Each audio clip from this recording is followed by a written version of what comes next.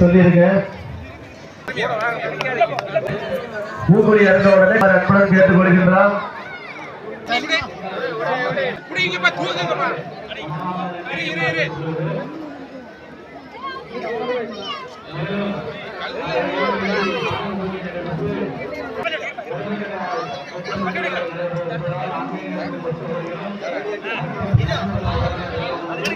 பார்த்து பொறுமையாக இருக்குமாறு அன்புடன் கேட்டுக் கொள்கின்றோம்.